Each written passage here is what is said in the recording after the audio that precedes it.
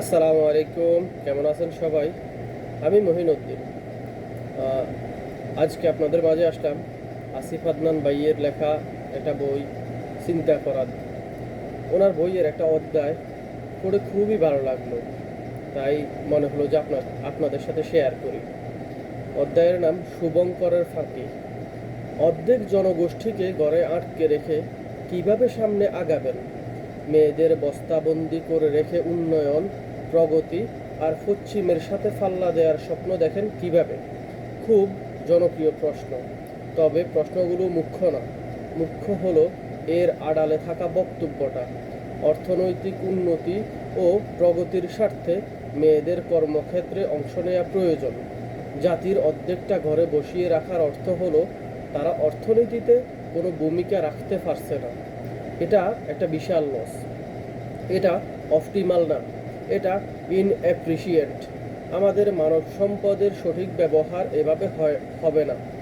এভাবে কঠিনকালেও আমাদের পূর্ণ অর্থনৈতিক সম্ভাবনা আমরা অর্জন করতে পারবো না। কর্মক্ষেত্র থেকে মেয়েদের দূরে রাখা, তাদের ঘরে আটকে রাখা আর বাইরে বস্তাবন্দি করে আনা অর্থনীতির জন্য ক্ষতিকর, উন্নতির পথে বাধা, সমাজের জন্য হুমকি। শুনতে বেশ যুক্তিক মনে হয়, স্বীকার করতেই হবে। প্রতিটাতে 10 জন করে যাত্রী থাকা দুটো নৌকার একটাতে যদি 10 জন দাঁড় চালায় আর অন্যটাতে 5 জন, তাহলে কোনটা সামনে যাবে?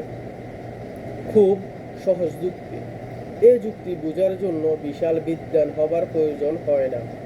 ফেমিনিস্টদের জনপ্রিয় করা এই যুক্তি এতবার বিভিন্নভাবে পুনরাবৃত্তি হয়েছে যে ঘোরতর ধার্মিক বলে পরিচিত অনেক মানুষও এখন একে সত্য বলে মনে করে নেন। তবে সহজ এবং আপাত দৃষ্টিতে শক্ত এ যুক্তির মাঝে ফাঁকি আছে। এ পুরো আর্গুমেন্টটা দাঁড়িয়ে আছে দুটো নির্দিষ্ট ধারণার উপর। সহজ দুটো প্রশ্ন দিয়ে এ পুরো বক্তব্যকে চ্যালেঞ্জ করা যায়। সম্পদ কি?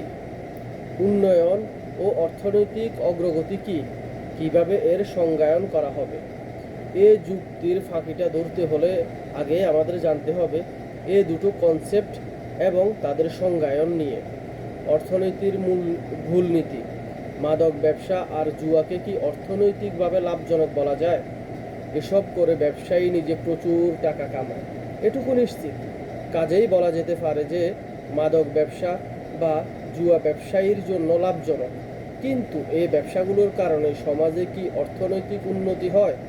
নতুন সম্পদ তৈরি হয় সমাজে? অবশ্যই না। যে কোনো সমাজে টিকে থাকার জন্য প্রয়োজন নতুন সম্পদ সৃষ্টি ও পুরনো সম্পদের রক্ষণাবেক্ষণ। ব্যক্তি বিশেষের জন্য লাভজনক হলেও মাদক ব্যবসা কিংবা জুয়া এ দুটো কাজের কোনোটাই করে না। এগুলোর মাধ্যমে অর্থনীতিতে কোনো নতুন সম্পদ তো সৃষ্টি হয়ই না, বরং এগুলোর পেছনে নষ্ট হয় সমাজের অনেক সদস্যের সময়, শ্রম ও সম্পদ। উন্নয়নের বদলে এগুলোর কারণে বরং সমাজের ক্ষতি হয়। তবুও এই কাজগুলো কিন্তু লাভজনক। একই রকমভাবে আপনি চুরির কথাও চিন্তা করতে পারেন। চোরের জন্য চুরি একটি লাভজনক কাজ, সফল হতে পারলে আর কি। কিন্তু সমাজের জন্য এটা ক্ষতিকর। আর এখানেই প্রফিট, লাভ আর সম্পদের মধ্যে পার্থক্য। এমন অনেক কাজ আছে যেগুলোর মাধ্যমে নতুন সম্পদ তৈরি হয়, যেমন কৃষক কিংবা ডাক্তারের সময় ও শ্রমের দ্বারা তৈরি নতুন পণ্য বা সেবা। আবার অনেক কাজের মধ্যে দিয়ে কেবল সম্পদের হাত বদল হয়। মাদক ব্যবসা, জুয়া, চুরি এ ধরনের কাজ। মাদক ব্যবসায়ী কিংবা ক্যাসিনোর হাতে প্রতিদিন জমা হয় হাজারো মানুষের টাকা। এর বাইরে ব্যাংকিং এবং ফাইন্যান্সিয়াল মার্কেটের মতো অনেক বৈধ ইন্ডাস্ট্রিও এ ধরনের কাজের মধ্যে পড়ে। এগুলো বিশাল বড়, বিলিয়ন বিলিয়ন ডলারের ইন্ডাস্ট্রি হতে পারে, কিন্তু কোনো ভ্যালু তৈরি করে না, কোনো নতুন সম্পদ তৈরি করে না। এখানে কেবল সম্পদের হাত বদল হয় এবং অধিকাংশ সময় অনেকের হাত থেকে সম্পদ বেরিয়ে গিয়ে জমা হয় অল্প কিছু হাতে। সম্পদ তৈরি আর সম্পদের হাত বদল দু ধরনের কাজের মাধ্যমেই কিন্তু প্রফিট হয়। কৃষকও টাকা ইনকাম করে। ফাবলো এক্সোবার আর ওলফ অফ ওয়াল স্ট্রিটরাও করে, কিন্তু সমাজের উপর দুই দলের উপার্জনের প্রভাব বিপরীতমুখী, একটা ভ্যালু এডিটেড আর একটা ভ্যালু সাবস্টিটিভ। কোনো কাজের সুখ, শান্তি, নিরাপত্তা এবং পরবর্তী প্রজন্মের ভবিষ্যৎ নির্ভর করে উপরের দুই ধরনের মধ্য থেকে কোন ধরনের কাজের উপর তারা গুরুত্ব দিচ্ছে তার উপর। কোনো সমাজে যখন সম্পদের উৎপাদনের বদলে হাত বদলের দিকে বেশি মনোযোগী হয়, তখন সাধারণত সামাজিক কাঠামো ও সংহতি ক্ষতিগ্রস্ত হয়। দুঃখজনক ব্যাপার হলো, অর্থনীতি ও ফাইন্যান্সের ব্যাপারে আধুনিক দৃষ্টিভঙ্গি সম্পদ তৈরির বদলে সম্পদের হাত বদলকে প্রাধান্য দেয় এবং অনেক ক্ষেত্রে সম্পদ তৈরির পথে বাধা হয়ে দাঁড়ায়। এর কারণ হলো প্রফিট কেন্দ্রিক চিন্তা এবং সব কিছুকে অর্থমূল্য মাপার প্রবণতা। কয়েকটা সংখ্যায় নামিয়ে আনা যায় না সব ধরনের সম্পদকে। টাকা দিয়ে সব কিছুর মূল্য মাপা যায় না। যে বাতাসে আমরা নিঃশ্বাস নিই তার দাম কত? আমাদের পারিপার্শ্বিক প্রাকৃতিক সৌন্দর্যের উন্নতি কিংবা অবনতি, সামাজিক স্থিতিশীলতা কিংবা শিক্ষার মানকে আপনি জিডিপি, জিএনপির হিসাবে ঢুকাতে পারবেন না। অর্থনীতির খেরো খাতায় খুঁজে পাওয়া যাবে না এগুলোর হিসাব, কিন্তু তার মানে এই না যে এগুলো অর্থনৈতিকভাবে মূল্যহীন। সম্পদ বৃদ্ধি আর অ্যাকাউন্টিংয়ের সংজ্ঞা অনুযায়ী লাভ সবসময় সমান্তরাল হয় না। একটার উপস্থিতি নিশ্চয়তা দেয় না অন্যটার উপস্থিতির। সম্পদের সংজ্ঞা ও পরিমাপের এই সীমাবদ্ধতা আধুনিক অর্থনীতির সবচেয়ে বড় এবং কাঠামোগত দুর্বলতার একটি। নারীকে ঘরের বাইরে এনে অর্থনৈতিক উন্নতির যে যুক্তি, তার ফাঁকি বোঝার জন্য সম্পদের সংজ্ঞায়নের এ ভুলটা বোঝা জরুরি। অদ্ভুত উন্নয়ন আরেকটি গুরুত্বপূর্ণ দিক হলো উন্নয়নকে বোঝা। উন্নয়ন বলতে আমরা ঠিক কী বুঝি? সময়ের সাথে সাথে উন্নয়নের সংজ্ঞা বদলেছে। এক এক সভ্যতা উন্নয়নকে ব্যাখ্যা করেছে এককভাবে, নিছক খেয়াল খুশি অনুযায়ী, কিংবা যখন যেটার চল তার ভিত্তিতে এই সংজ্ঞাগুলো তৈরি হয়নি, বরং ক্ষতিযুগের পরাশক্তি উন্নয়নকে এমনভাবে ব্যাখ্যা করেছে যা তাদেরকে সবচেয়ে উন্নত প্রমাণিত করবে। ওই সব ফ্যাক্টরের দিকে তারা মনোযোগী হয়েছে যেগুলো তৈরি করবে তাদের এক গৌরবোজ্জ্বল মহিমান্বিত ছবি। সন্তর্পণে এড়িয়ে গেছে ওই দিকগুলো যা সতর্কতার সাথে তৈরি করা নিজেদের ইমেজের জন্য হুমকি স্বরূপ। ইতিহাস সবসময় বিজয়ীদের কলমে লেখা হয়। ইসলাম উন্নয়ন বলতে সমাজের মানুষের চারিত্রিক ও আত্মিক উন্নয়নকে বোঝায়। ইসলাম উন্নয়নকে মাপে তাওহীদ, তাকওয়া, তাওয়াক্কুল, তাসাউফ, ইখলাস ইত্যাদির প্যারামিটারে। আবার অনেক সভ্যতা উন্নয়নকে সংজ্ঞায়িত করেছিল জ্ঞান, দর্শন আর শিল্পে অগ্রগতির মাধ্যমে। ঔপনিবেশিক শক্তি হিসেবে আত্মপ্রকাশ করার পর গ্রেট ব্রিটেনের সংজ্ঞা অনুযায়ী উন্নয়ন ছিল সামুদ্রিক শক্তি, জ্বালানির মজুদ ইত্যাদি। প্রথম বিশ্বযুদ্ধের পর বিশ্ব মডেলের ভূমিকা গ্রহণ করা আমেরিকার কাছে উন্নয়ন মানে হলো মাথাপিছু জিএনপি আর জিডিপির হিসেব।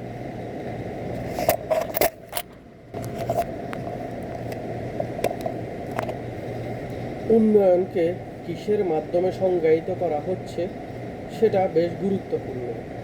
যদি উন্নয়ন বলতে দর্শন, জ্ঞান বা শিল্পে অগ্রগতিকে বোঝানো হয়, তাহলে সমাজগুলো এই ক্ষেত্রগুলোতে উন্নতির দিকে মনোযোগী হবে। উন্নয়ন বলতে যদি পশ্চিমা সংস্কৃতিকে বোঝানো হয়, তাহলে সবাই চেষ্টা করবে তার অনুকরণের। যেমন বর্তমানের মুসলিম দেশগুলো সহ অধিকাংশ নিম্ন আয়ের দেশগুলো করছে। জিডিপির, জিএনপির পরিসংখ্যানকে উন্নয়নকে সীমাবদ্ধ করার অর্থ হলো সবাই এই সংখ্যাগুলোর বাড়া কমাকে উন্নয়নের মাপকাঠি ধরে নেবে। কিন্তু যেমনটা আমরা এরই মধ্যে দেখেছি, জিডিপি, জিএনপির এই হিসেব অন্ধ। আসলে শুধু অন্ধই না, বোবা, কালা এবং পঙ্গুও। বাস্তবতা বিচ্ছিন্ন জিডিপির এই অদ্ভুত কারচুপি বোঝার জন্য বাংলাদেশের সাম্প্রতিক অবস্থার নাম বাস্তবতা বিচ্ছিন্ন জিডিপির এ অদ্ভুত কারচুপি বোঝার জন্য বাংলাদেশের সাম্প্রতিক অবস্থার দিকে তাকানো যেতে পারে। কানা অর্থনীতির হিসেব খাতা অনুযায়ী উন্নয়নশীল দেশের কাতারে জায়গা পাবার পর বাংলাদেশ এখন রওনা দিয়েছে মধ্যম আয়ের দেশ হবার পথে। অভাবনীয় উন্নতি, বাড়তে থাকা প্রবৃদ্ধির কল্যাণে অতি ধনী বাড়ার হারে শীর্ষে থাকা বাংলাদেশ এখন তলাবিহীন জুড়ি থেকে এক সাকসেস স্টোরি। এই সাকসেস আসলেই অভাবনীয়, আসলেই বিস্ময়কর, অবিশ্বাস্যও বলা যায়। কতটা অবিশ্বাস্য সেটা উপরের প্যারাগ্রাফের তথ্যগুলো থেকে বুঝতে পারবেন না। তাই আসুন আরও কিছু তথ্যের দিকে তাকানো যাক। বাংলাদেশের এমনই উন্নতি হয়েছে যে 2010 থেকে 2016 পর্যন্ত মোট 6 বছরে সবচেয়ে ধনী 5% পরিবারের আয় বেড়েছে প্রায় 57%। তাদের মাসিক আয় এখন প্রায় 90,000 টাকা। একই সময়ে সবচেয়ে দরিদ্র 5% পরিবারের আয় কমেছে 59%। 2010 সালের 1,791 টাকা থেকে কমে তাদের মাসিক আয় এখন 733 টাকা। কি উন্নয়নের হিসেব মিলছে না? আচ্ছা, মিলিয়ে দিচ্ছি। চটপট একটা ধনী পরিবার আর একটা গরিব পরিবারের মাসিক আয়ের গড় হিসাব করে ফেলুন তো। 90,000 আর 791 যোগ করে 2 দিয়ে ভাগ করে দেখুন তো কত আসে। দু পরিবারের মাসিক গড় আয় পাবেন এখানে 45,000-এর বেশি। কি মিলল তো এবার হিসাব। এভাবেই মাথাপিছু আয়, প্রবৃদ্ধি আর জিএনপির হিসেব মিলিয়ে উন্নয়ন হচ্ছে আমাদের। শুধু কি তাই, সরকারি ক্ষমতার অপব্যবহারে দক্ষিণ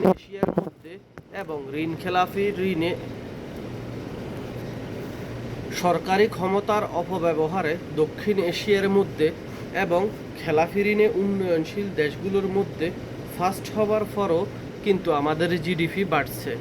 আইনের শাসন, যৌন সহিংসতা ও জীবনের নিরাপত্তা, পরিবেশ ও নদী ধ্বংস, এ সবগুলো সূচকে তলানির দিকে থাকার পরও আমাদের উন্নয়ন হচ্ছে। জাতিসংঘের হিসেব অনুযায়ী সুখী দেশের তালিকায় 156টি দেশের মধ্যে 125তম স্থান পেলে কি হবে? উন্নয়নশীল এই আমরা ঠিকই মোটা মানিব্যাগ নিয়ে টাকা গুনতে গুনতে অসুখী মনে দিন কাটাচ্ছি। মহামারীর মতো দুর্নীতি, কমতে থাকা কর্মসংস্থান, 7 বছরে দ্বিগুণ হওয়া তরুণ বেকারত্বের হার, শেয়ার বাজার থেকে লোফাট হওয়া ক্ষুদ্র বিনিয়োগকারীদের হাজার হাজার কোটি টাকা, কেন্দ্রীয় ব্যাংক থেকে হারিয়ে যাওয়া 800 কোটি, 10 বছরে ব্যাংক খাত থেকে লুট হওয়া 22,502 কোটি, আর অর্থনীতি থেকে পাচার হওয়া 6 লাখ কোটি টাকা, স্থবির হয়ে আসা শিল্প খাত, সংকুচিত হতে থাকা কৃষি কর্মসংস্থান, এ সব কিছু সত্ত্বেও উন্নয়নের মহাসড়ক দিয়ে আমরা কিন্তু সাই সাই করে ছুটে চলেছি। আমাদের জিডিপি, মাথাপিছু আয় ঠিকই বাড়ছে। পুঁজিবাদের বিদঘুটে জাদুতে আজগুবি উন্নয়নের মই বেয়ে তরতর করে উপরে উঠে যাচ্ছি আমরা, আর অপ্রাসঙ্গিক পরিসংখ্যান হিসেবে নিচে ফেলে যাচ্ছি কিছু কোটি অপ্রাসঙ্গিক মানুষকে। উন্নয়ন মাপার জিএনপির এই হাস্যকর হিসেবের সমালোচনা করেছেন অনেক অর্থনীতিবিদ। নোবেল বিজয়ী অর্থনীতিবিদ জোসেফ স্টিগলিটজ, অমৃত্য সেন সহ আরও অনেকেই বলেছেন, এভাবে উন্নয়নের হিসাব কষা জন্ম দেয় ভুল পলিসির। প্রাকৃতিক সম্পদ ও পরিবেশের ক্ষতি, সমাজের ভাঙন, দারিদ্র্য, শিক্ষা, স্বাস্থ্য, অনেক গুরুত্বপূর্ণ ফ্যাক্টরের জায়গা মেলে না এই হিসাবে। জিডিপির অদ্ভুত হিসেব অনুযায়ী গাড়ি চুরি করে বিক্রি করে দিলে তার ইতিবাচক প্রভাব পড়বে দেশের প্রবৃদ্ধিতে, কিন্তু নিরাশ্রয় মানুষ কিংবা অনাথকে আশ্রয় দেয়া জিডিপির মাপকাঠিতে মূল্যহীন। আজ এ উন্নতির অঙ্কের মাসুল দিতে হচ্ছে পুরো মানবজাতিকে। পুরো পৃথিবী জুড়ে এ মনোভাব গড়েছে যতটুকু, ধ্বংস করেছে তার চেয়ে অনেক বেশি। এ সংজ্ঞায়নে স্রষ্টা প্রদত্ত অমূল্য সব নিয়ামত হয়ে যায় মূল্যহীন। হাজার বছরের পুরনো বন কেটে উজাড় করার ক্ষতির কোনো বাজার মূল্য ধরা হয় না, কিন্তু সেই কার্ড বিক্রির অল্প কিছু টাকাকে বলা হয় সম্পদ। প্রাকৃতিক সম্পদকে ইসলাম ব্যবহার করতে বলে মানব জাতির কল্যাণে, কিন্তু প্রাইভেটাইজেশনের মাধ্যমে অল্প কিছু মানুষের সীমাহীন লোভ প্রকৃতিকে ধ্বংস করে আজ মানব জাতিকে দাঁড় করিয়ে দিয়েছে প্রাকৃতিক বিপর্যয়ের দোরগোড়ায়। উন্নতি ও অগ্রগতির ফসলগুলো মানব জীবনের উপর তাদের প্রভাবের ভিত্তিতে না মাপলে দিন শেষে সব সম্পদ নিয়ে আমাদের রাজত্ব করতে হবে এক বিরান ধ্বংসস্তূপের উপর। সম্পদের আজবে অসম্পূর্ণ এ সংজ্ঞায়ন আর উন্নয়ন মাপার এ পদ্ধতি মনোযোগের একমাত্র কেন্দ্র হলো বাজার। অর্থনীতিতে তৈরি হওয়া টাকা এই সীমাবদ্ধ দৃষ্টিভঙ্গির জায়গা থেকে করা বিশ্লেষণ টাকার খেলা ছাড়া কিছু বোঝে না। অর্থনীতিবিদ পল অমব্রেড তার 1994 সালের বই দ্য ডেথ অব ইকোনমিক্স, অর্থনীতির মৃত্যু, এ অর্থনীতিশাস্ত্রের এ দুর্বলতার কথা তুলে ধরেছিলেন। এমন অনেক ফ্যাক্টর আছে জাতীয় অর্থনীতির হিসাবের সময় যেগুলোকে আমলে নেওয়া হয় না। পরিবেশের কথাই ধরুন, যদিও পরিবেশ দূষণের মতো বিষয়গুলো বাজারে কেনা বেচা যায় না, তবুও পরিবেশগত ফ্যাক্টরগুলো জাতীয় অর্থনীতির হিসেবে আনা উচিত। শুধু তাই না, এগুলো বর্তমানে বিশেষ গুরুত্ব পাওয়ারও দাবিদার। এগুলো হিসাবে না আনার কোনো মৌলিক কারণ নেই। একইভাবে ঘরের ভেতরে যে কাজগুলো করা হয় জাতীয় অর্থনীতির হিসাবের সময় সেগুলোর মূল্যায়ন হয় না। ধরে নেওয়া হয় রান্না, কাপড় ধোয়া, ইস্ত্রি, ঝাড়া মোছা এবং সন্তানকে সময় দেয়া ও লালন পালন করার মতো কাজগুলো অর্থনীতিতে কোনো ভূমিকা রাখে না, কোনো ভ্যালু যুক্ত করে না। কোনো মানুষ পারিবারিক দায়িত্বগুলোর আর্থিক মূল্য খাতায় লিখে রাখে। টাকার অঙ্কে আর পরিসংখ্যানের ছক অনুযায়ী কেই বা নিজের দায়িত্ব ও কর্তব্যগুলোর বাজার মূল্য ঠিক করতে বসে। কিন্তু তাই বলে কি সেগুলো মূল্যহীন? নারী কি কেবল ঘরে বন্দি হয়ে নিশ্চল জড়বৎ পড়ে থাকে, নাকি ঘরে বন্দি নারী পরিবার, সমাজ, অর্থনীতি ও রাষ্ট্রের জন্য গুরুত্বপূর্ণ ভূমিকা রাখে? নারী ঘরে থাকা মানে সামাজিক ও অর্থনৈতিক পশ্চাৎপদতা। এই সরল সমীকরণ কেবল তখনই সত্য হয় যখন আপনি উন্নয়নকে জিডিপি, জিএনপির অন্ধ স্কেলে মাপবেন। উন্নয়নকে এই সংকীর্ণ লেন্সের মধ্য দিয়ে দেখলেই কেবল গৃহিণীর ভূমিকাকে অর্থনৈতিকভাবে মূল্যহীন মনে হবে। পরিবার, সমাজ ও সভ্যতার জন্য ঘরে বন্দি হয়ে থাকা, বাক্সবন্দি আর বস্তাবন্দি এ নারীদের ভূমিকা কতটা? কানা অর্থনীতির ভাঙাচোরা মাপকাঠি নিয়ে মাপতে গেলে সেটা কখনোই বোঝা যাবে না। এভাবে হিসাব কষতে গেলে ভুল পলিসি আর বাংলাদেশের মতন অদ্ভুত উন্নয়নই কেবল মিলবে। যাদের উদাহরণ দেখিয়ে মেয়েদের ঘর থেকে বের করে এনে উন্নয়নের গল্প শোনানো হয়, সেই পশ্চিমেও কিন্তু নারীদের কর্মসংস্থানের মাধ্যমে পরাশক্তি হয়নি। নারীদের কর্মক্ষেত্রে ঢোকানোর এই থিওরি তৈরি হবার অনেক আগেই উপনৈবেশিক লুটপাটের মাধ্যমে পরাশক্তি বনে বসেছিল পশ্চিমা দেশগুলো। কাজেই কোনো দৃষ্টিকোণ থেকেই কর্মক্ষেত্রে নারীর অংশগ্রহণের ফলে রাতারাতি অর্থনীতির চেহারা বদলে যাবার প্রমাণ পাওয়া যায় না। হ্যাঁ, জিডিপি, জিএনপির বিচারে হালকা তারতম্য হয় বটে, কিন্তু অতটুকু পর্যন্তই। কাজেই নারীরা ঘরের বাইরে এলে উন্নয়ন, আর ঘরের ভেতরে থাকা মানে পশ্চাৎপদতা, এই তত্ত্বের কোনো শক্ত ভিত্তি নেই। ঘর থেকে মেয়েদের বের করে এনে আমরা পশ্চিমা বিশ্বের সাথে টেক্কা দিতে শুরু করব, এ ধরনের চিন্তা সম্পদ ও উন্নয়নের ভুল ধারণাগুলোর মতোই বাস্তবতা বিবর্জিত। অপরচুনিটি কষ্ট। এখন বলা যেতে পারে, বেশ তো, আমাদের সুপার পাওয়ার হওয়ার দরকার নেই। মেয়েরা কাজ করলে যদি জিডিপি, জিএনপি কিছুটা বাড়ে তাতে সমস্যা কী? তাই সমস্যা হলো এ ধরনের কথা যারা বলেন তারা মেয়েদের বাইরে কাজ করার অপরচুনিটি কস্ট আমলে নেন না। যে কোনো কাজ করার সিদ্ধান্ত নেওয়ার সময় আমরা কিন্তু একই সাথে অনেকগুলো কাজ না করার সিদ্ধান্তও নিই। যেমন এই মুহূর্তে এই লেখাটা না পড়ে আপনি আরও অন্য কিছু করতে পারতেন। সেটা হতে পারে টিভি দেখা, ফেসবুক ব্রাউজিং, বন্ধুর সাথে কথা বলা, অফিস কিংবা ক্লাসের কাজ ইত্যাদি। অর্থাৎ আমাদের প্রতিটা সিদ্ধান্তের দুটো দিক আছে। যখন আপনি এই লেখাটা পড়ার সিদ্ধান্ত নিচ্ছেন, তখন একই সাথে অন্যান্য কাজগুলো না করার সিদ্ধান্তও নিচ্ছেন। যে কোনো একটা কাজ করার সময় আমাদের হারাতে হয় ওই মুহূর্তে অন্যান্য কাজগুলো করার সুযোগ বা অপরচুনিটি। এটাই হলো অপরচুনিটি কস্ট। আরও স্পষ্ট করে বললে, বিভিন্ন কাজের মধ্যে একটিকে বেছে নিলে অন্য কাজগুলোর মধ্যে সবচেয়ে ভালো যে সুযোগ ছেড়ে দিতে হয়, সেটাকেই অর্থনীতিতে অপরচুনিটি কস্ট বলে। অর্থনীতির অনেক ভুল নীতি ও ধারণা থাকলেও অপরচুনিটি কস্টের এ কনসেপ্টটা আসলেই খুব কাজের। নারীকে ঘর থেকে বের করে এনে কাজে ঢুকিয়ে দেওয়ার সময় শুধু মাথাপিছু উপার্জন বাড়ার ব্যাপারটা আপনি দেখছেন, কিন্তু এর যে অন্য প্রভাব আছে, অপরচুনিটি কস্ট আছে, এটা আপনি দেখছেন না কারণ নারীর ঘরের কাজগুলোকে আপনি আগেই মূল্যহীন ধরে নিয়েছেন। আসুন দেখা যাক কর্মক্ষেত্রে নারীর অংশগ্রহণের ক্ষেত্রে অপরচুনিটি কস্টের ব্যাপারটা কিভাবে কাজ করে। সোজা বাংলায়, মেয়েদের ঘরের বাইরে নিয়ে আসার ফল হলো ঘর খালি করা। একজন নারী সকাল থেকে সন্ধ্যা অফিসে কাটানোর অর্থ হলো তিনি এ সময়টুকু তার পরিবারকে দিতে পারছেন না।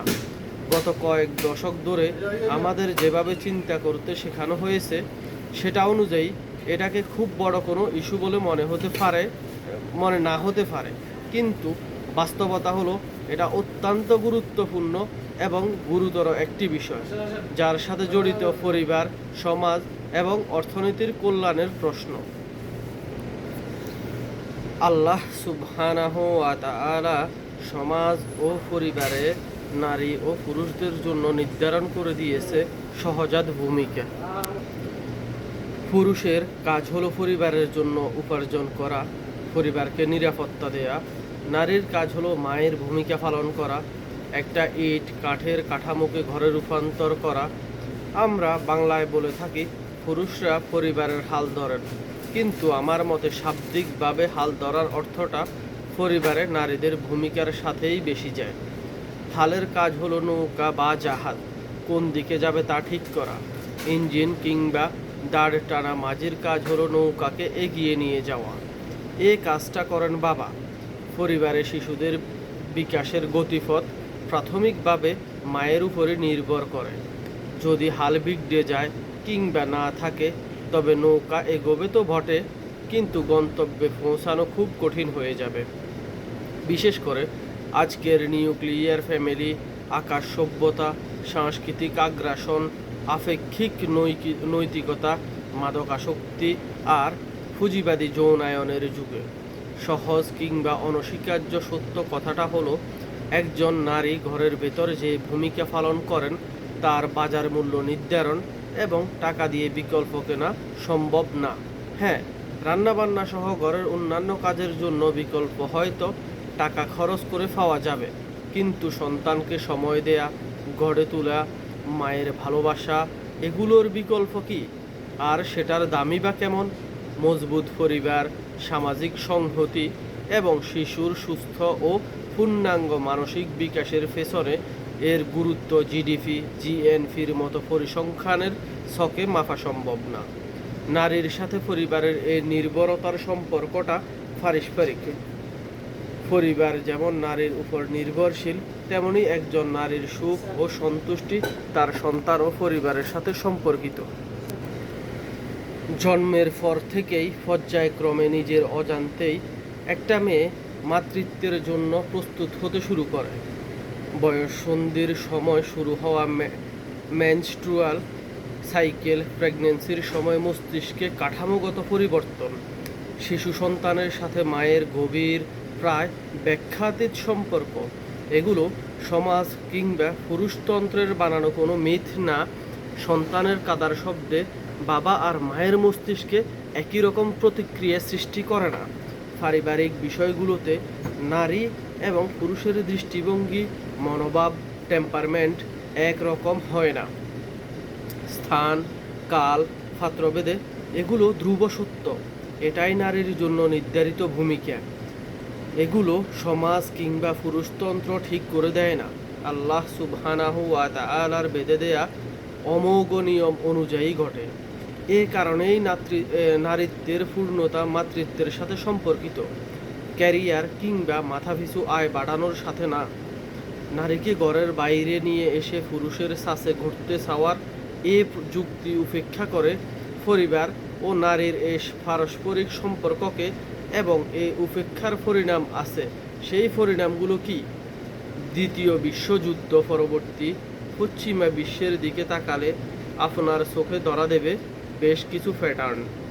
দেখবেন media, culture, counter culture, pop, rock, icons, celebrity cult, mass media ইত্যাদির মাধ্যমে তৈরি করা হয়েছে একটা জেনারেশন ডিভাইডেড বা প্রজন্মগত দূরত্ব।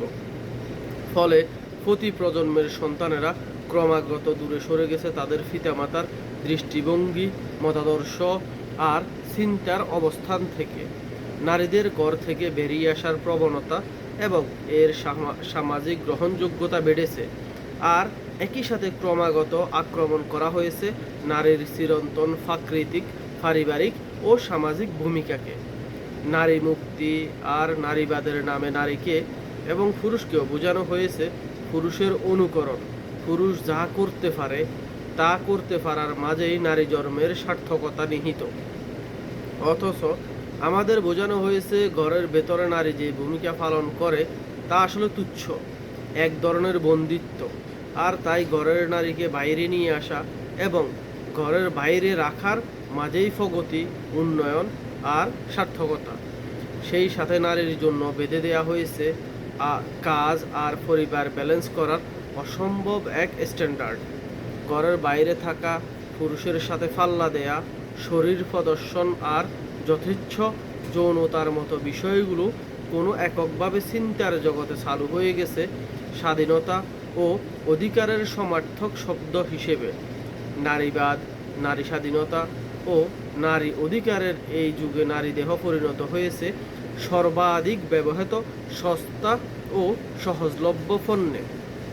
আধুনিক বিজ্ঞাপনে নারী দেহ লবণের মতো, সব কিছুতেই একটু না একটু দিতেই হয়। শেভিং ক্রিম থেকে শুরু করে রঙ্গ, গাড়ি থেকে শুরু করে ইট, কাঠ, বালু, সিমেন্ট, কোনো কিছুই এই লবণ ছাড়া উপস্থাপন করা যায় না। পশ্চিমা লিবারেল আইডিওলজি এবং মিডিয়া ঘর নামের জেলখানার দরজা ভাঙার মন্ত্র শুনিয়ে নারীর শরীরকে উন্মুক্ত করে দিয়েছে সর্বসাধারণের জন্য। ব্যক্তি স্বাধীনতার কথা বলে নারীকে স্বাধীনতা দিয়েছে তার শরীরকে নিলামে তোলার। আস্তে আস্তে গুরুত্ব হারিয়েছে নারীর সবচেয়ে গুরুত্বপূর্ণ ভূমিকা। সামাজিক ইউনিট হিসেবে দুর্বল হয়েছে পরিবার। পরিবার যত দুর্বল হয়েছে ততই দুর্বল হয়েছে পারিবারিক শিক্ষা, ততই দুর্বল হয়েছে নৈতিকতার কাঠামো। বেড়েছে পরিবারের ভাঙন, ব্যভিচার, গর্ভপাত, স্বামী স্ত্রীর মধ্যে অবিশ্বাস, সম্পর্কের টানাপোড়েন, শিশু কিশোরদের মধ্যে অপরাধ, মাদকাসক্তি এবং বিষণ্ণতার হার। পশ্চিমা এ হাওয়া আমাদের শরীরেও লেগেছে। উপনিবেশে এখন পুনরাবৃত্তি হচ্ছে কেন্দ্রের মতো সেই একই প্যাটার্নের। ঐতিহাসিক গ্যারট্রুড হিমেলফারব তার বই the moralization of society from victorious to modern values এ দেখিয়েছেন মূল্যবোধ এবং দৃষ্টিভঙ্গির এ পরিবর্তন কিভাবে পরিবারের ভাঙন এবং আমাদের চারিদিকের নৈতিক ও সামাজিক অবক্ষয়ের পেছনে সক্রিয় ভূমিকা রেখেছে। জন্ম দিয়েছে মারি ও মড়ক। এ হলো সাদা মানুষদের উন্নত আর বাদামি মানুষদের সদ্য উন্নয়নশীল আজকের বাস্তবতা। এ হলো নারীকে ঘর থেকে বের করে আনার অপরচুনিটি কস্টের ছোট্ট একটা স্ন্যাপশট। এ সব কিছু কি শুধু নারীরা ঘরের বাইরে আসার কারণে হয়েছে? সব কি মেয়েদের দোষ? না, অবশ্যই না। এখানে আছে অনেকগুলো ফ্যাক্টর, অনেকগুলো জটিল সমীকরণ। কিন্তু এ কথাগুলো অস্বীকার করার কোনো উপায় নেই যে মা ও ঘরের কর্ত্রী হিসেবে নারীর চিত্রায়িত ভূমিকার অস্বীকার এ ব্যাপারগুলোর সাথে সম্পর্কিত, এবং একমাত্র না হলেও পুরো সমীকরণের অত্যন্ত গুরুত্বপূর্ণ একটি ফ্যাক্টর। খুব বেশি না, আজ থেকে 200 বছর আগে ইউরোপ জুড়ে শিশুশ্রম বৈধ ছিল। 7 থেকে 8 বছর বয়স হবার পর শিশুরা কাজ শুরু করবে, কামাই করবে, এটা ছিল সমাজের রীতি। গড়ে দৈনিক 10 থেকে 16 ঘন্টা পর্যন্ত কাজ করত ইউরোপ আমেরিকার শিশুরা। 1821-এর দিকে ব্রিটেনের মোট শ্রমশক্তির 49% ছিল শিশু।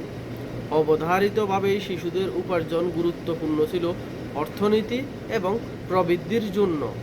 100 বছর আগেও আমেরিকার ইন্ডাস্ট্রিগুলোতে সক্রিয় ভূমিকা পালন করেছিল প্রায় 20 লক্ষ শিশু শ্রমিক। শুধু মাথাপিছু আয়ের আধুনিক দৃষ্টিভঙ্গি থেকে দেখলে শিশু শ্রমের ব্যাপারটা লাভজনক। একসাথে অর্থনীতিতে অনেক সস্তা শ্রম পাওয়া যায়, লোকবল বাড়ে, কবে উৎপাদনের খরচ প্রফিটেবল। কিন্তু তবুও একসময় ইউরোপ ও আমেরিকা এই অবস্থান থেকে সরে আসতে হয়েছে, কারণ আপাত দৃষ্টিতে দেখা জিডিপি জিএনপির পাল্লায় মাফা শিশু শ্রমের এই লাভের আড়ালে লুকিয়ে আছে অনেক চড়া দাম, যার অল্প কিছু ছবি চার্লস ডিকেন্স তুলে এনেছিলেন তার বিখ্যাত অলিভার টুইস্ট বইটিতে। তাই পশ্চিমকে একসময় বাধ্য হতে হয়েছে লাভের হিসেব বাদ দিয়ে নিজেদের দৃষ্টিভঙ্গি পরিবর্তন করতে। একই কথা নারীর ক্ষেত্রেও সত্য। উন্নতি আর সম্পদের সংকীর্ণ জায়গা থেকে দেখলে যেটাকে লাভ মনে হচ্ছে, একটু পিছিয়ে এসে পুরো ছবিটার দিকে তাকালে সেই উপসংহার বদলে যাবে। প্রশ্ন হলো, স্রোতের বিপরীতে দাঁড়িয়ে সেই বদলে যাওয়া উপসংহার মেনে নেয়ার সৎ সাহসটুকু আমাদের আছে কিনা। আল্লাহ হাফেজ, ভালো থাকবেন।